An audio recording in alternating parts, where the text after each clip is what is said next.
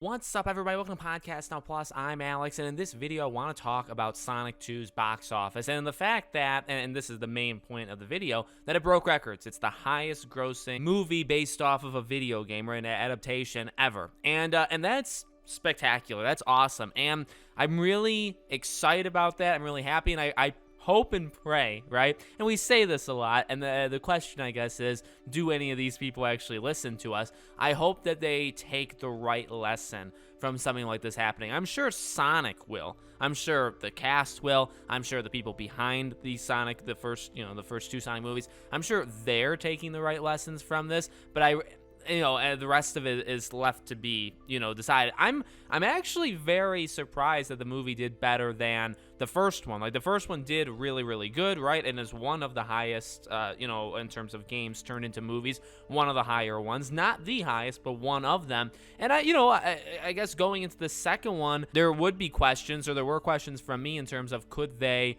hold that audience and have everybody come back?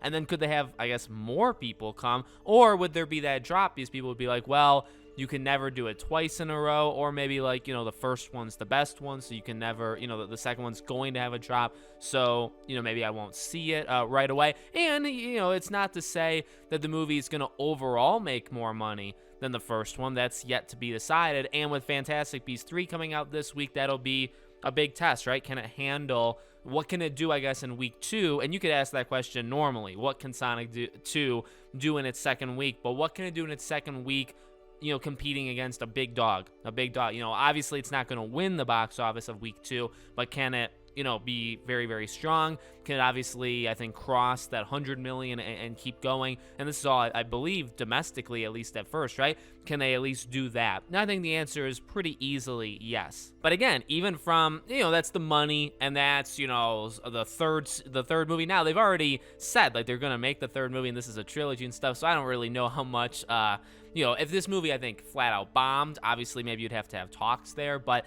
obviously they're going forward. But again, the biggest lessons to me is not just an adaptation of a game, right? It doing so well, but like, this is what happens again when you respect people, when you respect the fans. Now, I'm not saying, because you'll see people on the internet that have all these different narratives and stuff. I'm not saying you can't go against the mold. I'm not saying you can't do a thing that's a little crazy, or not even crazy, just something that's a little different, or maybe also not even what fans asked for, or subverting expectations, right? We talked about that line, quite a bit. I'm not saying you can't do that, but overwhelmingly, it seems the way that Hollywood has been moving, and also arguably it's not working out for them at all. I mean, we're not in the peak of cinema history here in terms of quality, for sure. We're also not really in the peak in terms of money making. Now, yes, obviously we had big years with the Avengers, certain Avengers, or when the Star Wars trilogy came out. But again, what did that do, specifically Star Wars, I guess, right? What did that do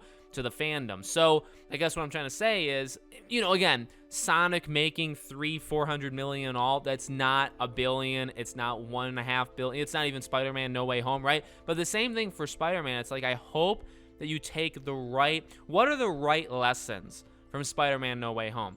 It's cameos, but it's cameos done right. Actually, it's not even the word cameo. It's taking these established characters you had, bringing them in, which would be more like a cameo, but respecting them a ton and giving them more, continuing their arcs, having them kind of hand it off to Tom Holland, but also doing something where they're not just there to be there for the tickets, right? That's not what that was, and that is the right lesson. That's what you take. Not that cameos are good and you need to do 500 of them like we've heard potentially with Doctor Strange. Now, I'm not saying that won't work out, but I'm saying that is not necessarily the right lesson that's to be learned. Now, Sonic, what's the lesson from Sonic? Really, it's when you're doing these things, I think it works best when you're doing your own thing, but at least you really, really respect where you came from. And I think Sonic, in terms of video game movies, does it probably better than anything. I've talked about, that I did really enjoy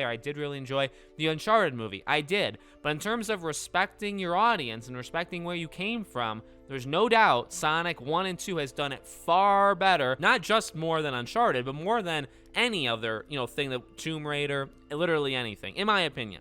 Again, can you do your own thing? Of course you can. Were there mistakes made in the second movie? Of course there were. Again, I said I actually like the first one better, but that doesn't really matter because I also said when Sonic 2 is at its best, it's better than anything in Sonic 1. There are some truly incredible moments in Sonic 2, and they're all kind of created, I would argue, with like the game in mind. The reason why they're so special is because of the game. So, and they know that. And I don't get the sense that they're doing it, or when we get those scenes in Sonic 2, I don't get the sense that that's like the bait. You know, we talk about like bait and switch.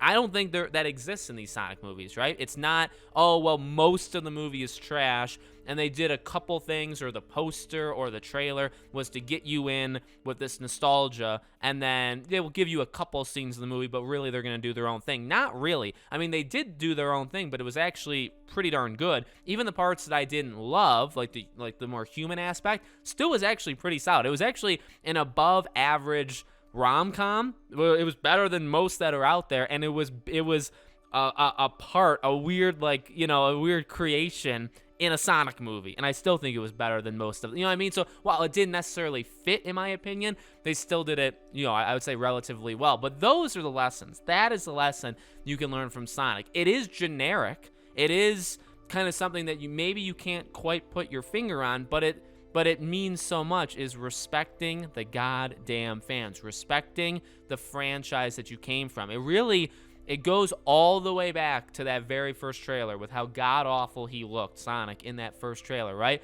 And what did they could have easily, much like many times in Hollywood, said, F you. When we said, that looks abysmal. It looks like, are you trying to scare people? Are you trying to make the worst thing possible? And they said, you know what? You're right. We're making this movie so that you like it because you're the ones who pay for it. So let's go back and let's fix this. And you know what they did? They fixed it.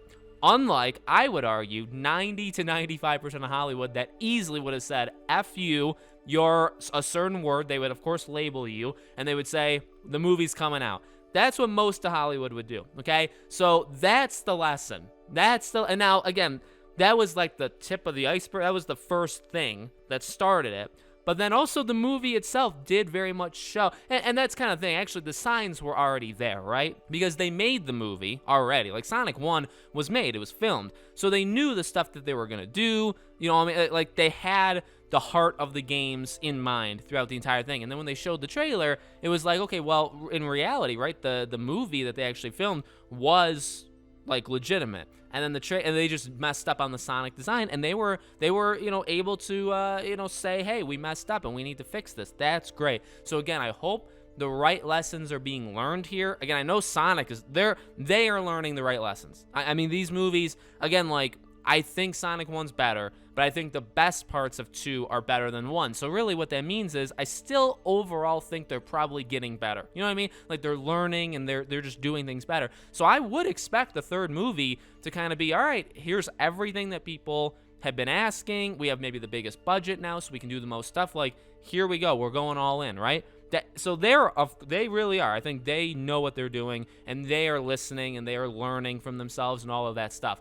I hope Hollywood can do the same. And maybe they don't take Sonic seriously. Maybe they don't take that kind of stuff seriously, and maybe they won't learn. But that's the stuff that does need to be, you know, learned over time. So let me know what you guys think in the comments. Make sure you guys are subscribed to the channel. Hit the bell icon so you guys know when all these videos go up. And I hope to see you all on tomorrow's video.